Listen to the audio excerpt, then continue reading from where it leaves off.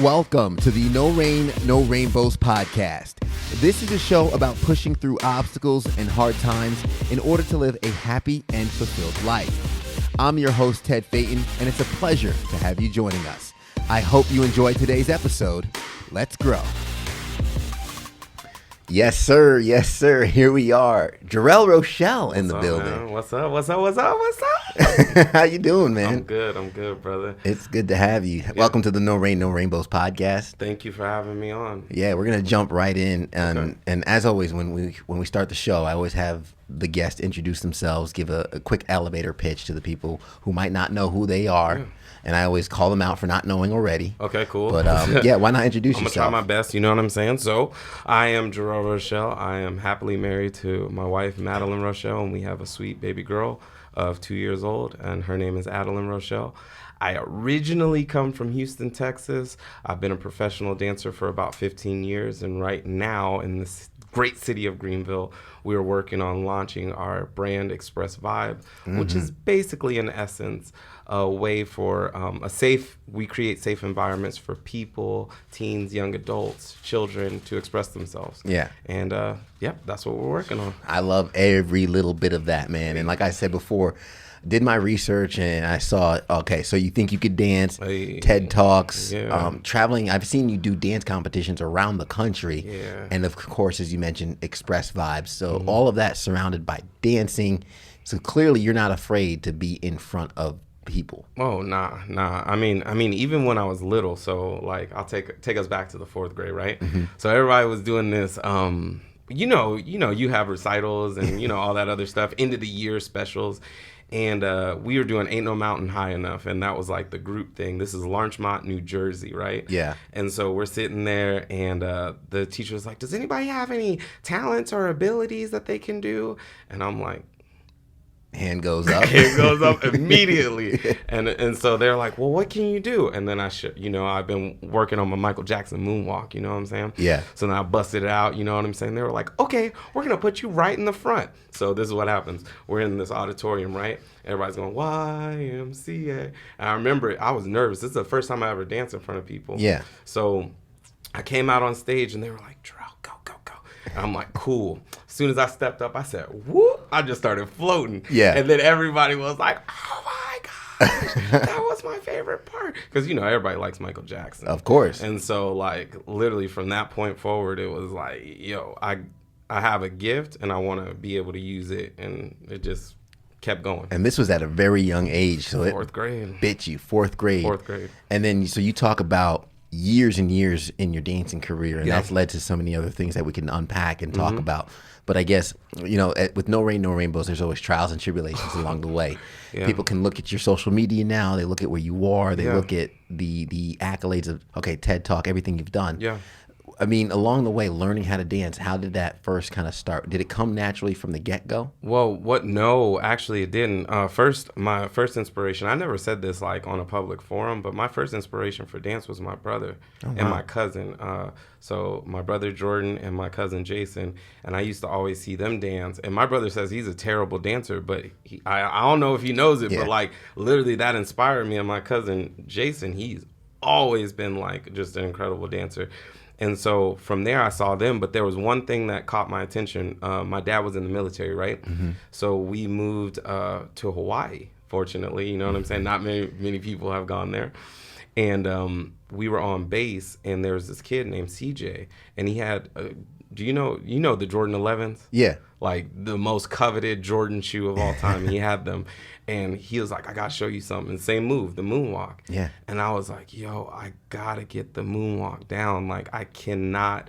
And I practiced it for 3 months straight because I couldn't get it at first. Mm-hmm. And then once I got it, then I was like, I got to do it everywhere. So I'd be in the supermarket just moonwalking, elevator moonwalking. Mom was like, stop moonwalking. But I was like, I can't. And I think for me, dance has always been, because I've always had a lot of energy. Yeah. So like dance for me has always been that release to not sit still, because if I didn't, then I'd be, bouncing off the walls. Fidgeting around. Exactly. So I'll be dancing in class and dancing, everywhere. And it just gave me like a place to put my energy. It was an outlet, right?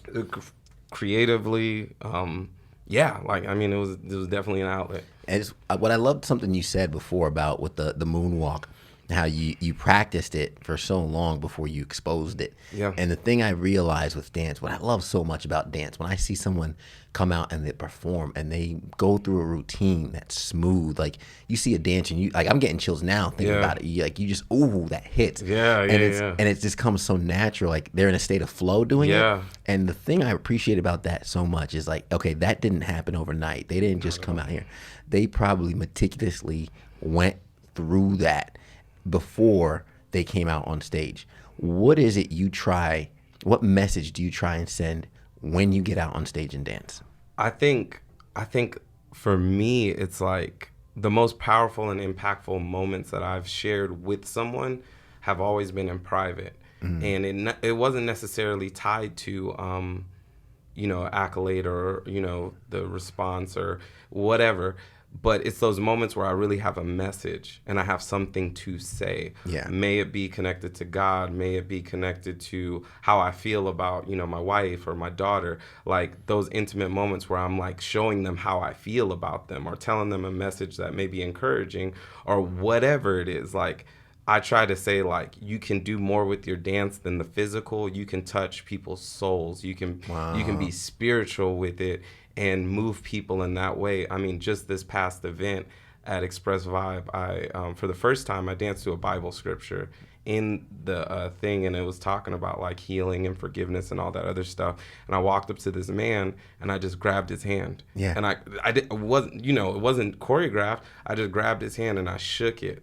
And I was like, I was just, just showing that love, giving that love. And I saw his eyes start to water. Wow. And it's because, like, when you feel something on the inside, you can communicate it and push it outwards. And a lot of people think dance is physical, but it's really spiritual. Like, and the more that you know that, the more you're able to push out love, goodness, kindness, all those things. And then when somebody looks at it, that's what they're seeing and that's what they're feeling and that's what they're experiencing. So for me, anytime I express myself and I let myself be honest and open, that's the juice. Really? Yeah. I mean, it's like the vulnerability, like you open up and people just, they connect with that right away. And then they feel like they can be themselves too, because how you not going to be yourself around somebody who's their themselves 100%? Yeah, unapologetically. Exactly. I'm not gonna switch up in front of so and so and so and so. Like I'm just gonna do me, and then that's gonna make you feel like, okay, well he's doing him. Like go ahead and do. Let me do me. Yeah, it gives them permission, right? Exactly. What are some barriers that you had to face getting into the dancing game? Because I know a lot of people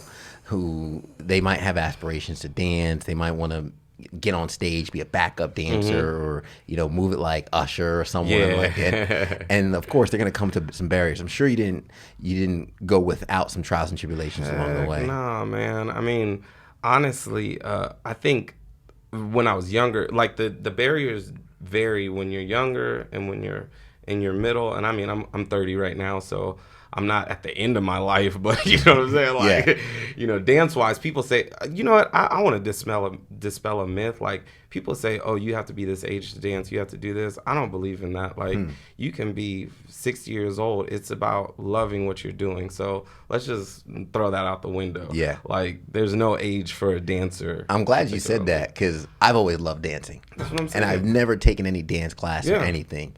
And I've always thought to myself, like, man, I should maybe take a hip hop class. Yeah, come to our class, bro. Like, we got you. I got you. I'm coming. And not only that, but like, you got to think about it in this way. Everything in life is rhythmic. Like you think like, oh, I don't have rhythm. That's what makes me, I'm not gonna say upset, but it's like we walk to a pace. Yeah. Like, it's rhythmic. So like what people are saying when they say they can't dance, it's not necessarily that they can't dance, because everyone has rhythm inside of them. It's just that they're not comfortable with their natural rhythm, or the predicated notion that you have to dance like him or her to be a said dancer. Yeah. And that's the big thing that we try to dispel, because we're not like the average studio or average where it's like you have to learn all of this technique, and it's like no, start moving, and then we'll add on top of what Express you already have. Express yourself. Exactly. I'm sorry, I totally walked away from the question. What was the original question? My bad, man. No, I kind of took you off of that with the too old to dance, but the trials and tribulations along the way. You're saying how the different seasons through the different ages. Yeah. So for me, like the first trial was, being a male dancer, being a male black dancer in a primarily black school, and that was like I think one of those things where it kind of did damage when I was at first, because it was like, dancing is weak, or dancing is seen as feminine, or whatever it was. And then I went through those stages, but then at a certain point I was like, I got to do this for me. And then I even took it further at my high school, and I went into ballet. And that was like really hard for me to endure that and hear all this outside noise. And because of that, I made some poor choices trying to prove my masculinity, or that I was something. But it's kind of funny, because God used those same things to be able to speak in a young man's life who feel like they can't dance, who don't feel like they have enough strength to say, nah, I do this. Yeah. And then be able to be fruitful to say, this is what this can lead to. Because that's huge. Because, I mean, I'm sure the outside noise, especially if you're taking ballet and whatnot, it's probably a lot of other people challenging your masculinity. Oh, yeah, for sure. I mean, every day, like, it's either they reverence you and they don't say it out loud, or they'll say out loud things because they're not bold enough to do it themselves. So it's like a double-sided coin, because those same people, it's crazy. Like, I kid you not, throughout the years of my dance career, when they saw like things happening, things moving, those same people that were making fun of me literally were in my inbox saying, you still dancing? That's great. Keep it up, man. Like, and so we learn, I learned at a young age, like sometimes people push off their insecurities on you because really they admire what you're doing. They're really just a closeted fan. Yeah. You know what I'm saying? And so we can't take, especially young men, we can't take what they're saying at face value, because at that age you don't even know yourself. You know what I'm saying? So like that's my message to young men who want to dance and whatnot, is that that it doesn't stop there. Like there's a rainbow at the end of the rain and the stuff that you've gone through. There is a rainbow, and that's the fact that people really are respecting what you're doing, because it takes a lot of courage to do that. Absolutely. So you pushed through all that. Where would you say, if you're looking back right now, where would you say was kind of the breakthrough in your dance career when you're kind of like, this is it, this is what I'm doing? I'm not gonna lie, when I enrolled in college, I felt like with Sam Houston State, and it was kind of like this mixture, because not only do I have a dance background, but I went to school for theater. So like my dance has always been like more storytelling based versus like, dance in of itself. Yeah. And so when I got to college, like I really invested time and effort and energy, and I audited like almost every dance class that I could, because I had that goal of wanting to be on So You Think You Can Dance. And for those who think like, oh, it just comes naturally or whatever, I auditioned for that show 5 times. Wow. Like, people don't really understand the process that comes with something. I heard no. I heard you're not good enough. I heard that you're not special. I heard, all these things. I traveled to different states. I went to Atlanta. I went to Dallas. I went to Austin. I went to California. I mean, literally, I was chasing the dream, and a lot of people don't realize that. But when it comes to your goals or your ideas, like, it's that perseverance that sets the tone. And so for me, when I got to college, it's like, I can do this. And I'm going to, like, not in a sense prove people wrong, but I'm going to do this for me, because this is what I love to do. And this is my life. And I'm the only one that's responsible and accountable to the results that come from it. And when I realized that, that's when I was like, I have to do this for me. Yeah. And it can't be an ask from anybody else. It has to come from my soul and my heart. It has to be authentic to what your purpose is and what you're doing. Exactly. I think a lot of people, when they look out and they think, okay, what can I do? They look for validation in others. Oh, yeah. And I'm never going to forget, someone said, when people ask you what they should do, it's almost like they're asking you, thinking you know them better than they know themselves. Yeah, and I mean, honestly, I think we have a generation, and it's so easy to copy in this generation. Like, I can't even tell you. I can't even begin to tell you how many times people, even the whole premise and the idea of Express Vibe, how many times that's been ripped or taken or, you know, all this other stuff. But the thing is that, and God reassured me of this, is like, nobody can take what's yours. But then also, like, to understand that when someone tries to take something, it's because they're inspired. And so to not take offense or, you know, be like, oh, you know, that sucks.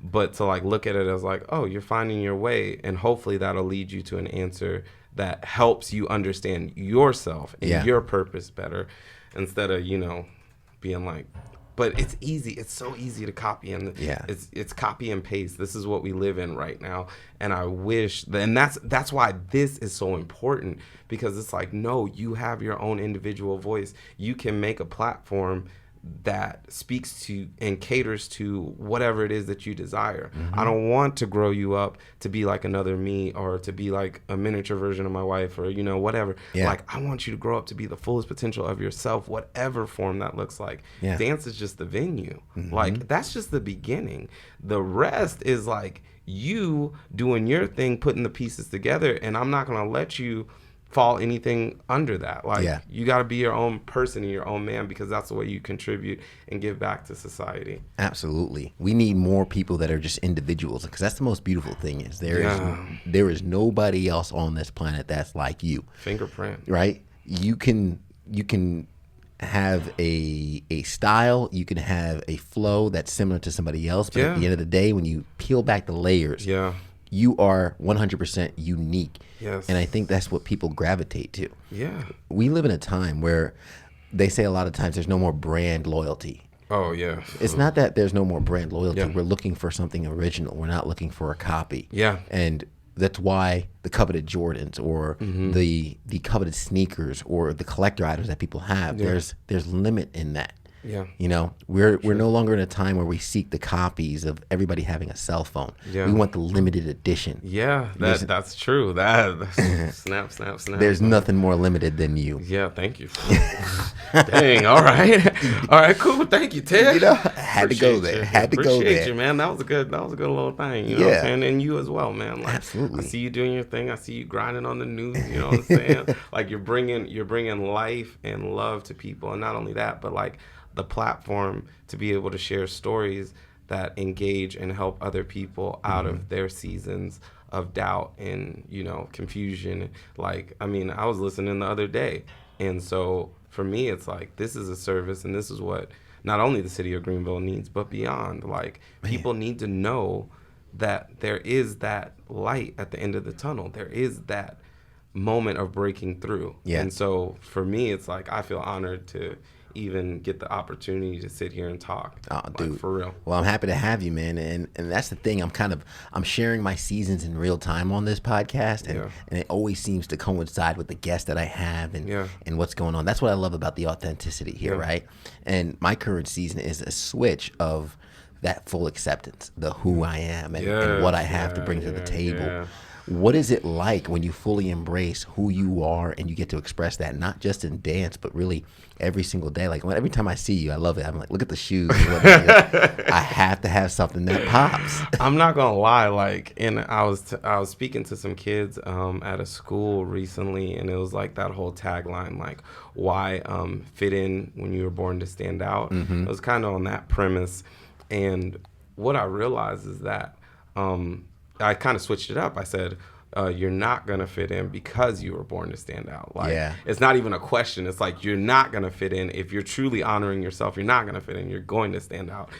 And so for me, I've always looked at it from a perspective of like, yo, I just have to do me so hard. And I've realized that people either love it or they hate it. Yeah. Like, and that's the juxtaposition that I've always faced my entire life, because I'm unapologetic. I'm loud. I'm the dude that'll walk in with a glitter jacket and look at everybody like, what? You know what I'm saying? Not that I'm better than anybody, but it's just like, that's how I express myself. Like, I love MJ and what he stood for, that grandioseness of him, but he was also humble as a person. Yeah. I respect Jesus Christ. He was very controversial, but at the same time loving and kind. Like, these figures are people and you know, things that I look up to personally, and I have reverence for. And so for me, it's like understanding how to be comfortable in that. Yeah. When you feel that intimidation, when you feel that threatenness. And, you know, it does make me sad, because my intentions are never to make someone feel like that. But I also discovered on the other side is that you can't dim your light, because it makes other people uncomfortable. Yeah. And you have to continue and forge on, regardless of, you know, persecution or, you know, how it makes some people feel small. Like, you can't really care. Yeah. And I think that's the part I've been working on personally, is like, yo, like I rubbed someone the wrong way and they just didn't like me. And it's like, but you know, there are people who love you. Yeah. And there's going to be people who just don't like you. And I'm not going to lie, that bothers me. You know what I'm saying? Because my intention, like, literally, I swear, like 9 times out of 10, 10 times out of 10, my aim is never to trigger someone or to make them feel small. Like, I'm the guy who will literally see somebody in the corner and it's like, nobody's talking to them. I'm like, yo, what's up? Like, Yeah. You know what I'm saying? I want to pull you in. Yeah, pull you in. Like, and that's, I thrive and I love the underdog. Like, because at a certain point, because of my circumstances, I was that. Yeah. And I never wanted to feel not included, or, you know what I'm saying? And I know what that felt like. So for me, I use whatever gifts I have to pull people in, say you're accepted, you're loved, you're appreciated, and then in turn that gives them confidence to be like, yeah, you know what, I am, like, I don't have to keep playing this role small. Yeah. But because of that, unfortunately, I get very ousted and all that other stuff, and you know, it just comes with the territory. It's bound to happen. Anybody that's 100% being themselves, chasing who they are, expressing that, it's going to rub some people the wrong way. And most of the people that get rubbed the wrong way, they simply haven't discovered themselves yet. Yeah. So of course, like you say, pushing out their insecurities onto you, and that's what happens. The funniest thing about it is, you know, there are north of 6 billion people in this world. If 99% of the world does not like you, you still have millions of people that love you. That's a fact. And if you focus on, like me and Andre like to say, that 1%, right? We get 1% better each day. We just keep being ourselves. Or you have 1% of the population that likes you. Yeah. Well, you still have millions that have your back. So don't focus on the billions that haven't accepted you for who you are yet, because you still have a lot of people in your corner. That's good stuff. Absolutely, man. Yeah. As we're coming towards the end of the podcast right now, I'm interested to know, what's one of the biggest storms you've been through in your life that gives you confidence moving forward with everything you're trying right now? Xpress vibes, your wife, the family life. There's always going to be storms that come in our future, but what gives you confidence from something you've overcome in the past? I'm trying to think of a particular situation. What's one of the biggest storms I've had to overcome? Because life always has them for us, you know? It does. Honestly, if I can really like pin it down, it's not even like a situation.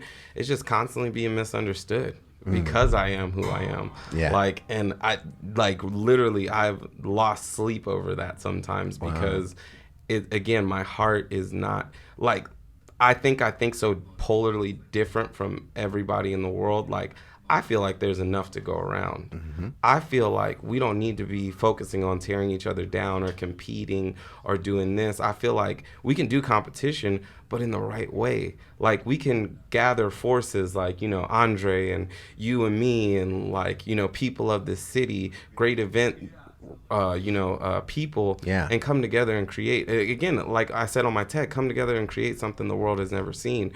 And so I like, that bothers me, that we as a human society have not realized that we are so much stronger together than we are apart. Yeah. And that rips, that destroys me. And so for me, I just want to bring as many people together as possible to do something great, because I know that I'm limited. Like, you know what I'm saying? Like, just like I could do an event with me and my family. Yeah. And then boom, like that's it. But if I invite my boy, and then I invite, homegirl over here, and then I invite this establishment, and then you get your hands in it, and then like look what happened, because the more that we bring to it, the bigger it becomes. Yeah. And so for me, I look at Greenville like, yo, this is like a gym. Greenville is a gym. Like, it is like the mecca of something like fresh, and I will never lose that vision. But including myself, like, because you do have to kill your ego in order to work together. I'm not pointing fingers, like, certainly. Well, they always say, I love this quote. It says, if you want to lead the orchestra, you have to turn your back to the crowd. Oh, that's the word I needed to hear. Come on, Ted. Yeah. Come on. You're going to have to turn your back to the crowd. Exactly. So that's the way you strip the ego, and that's the way you kind of get rid of the false beliefs that you have, right? Yeah. And you step into your greatness by forgetting about the crowd. Stop trying to please all the others and just focus on yourself and your craft and what you're trying to build and what you're trying to grow. Yeah, I definitely agree. Absolutely. 1,000%. Yeah. That was good. What are the rainbows you're now chasing? Man, I'm not gonna lie. For me, I want to see families come together.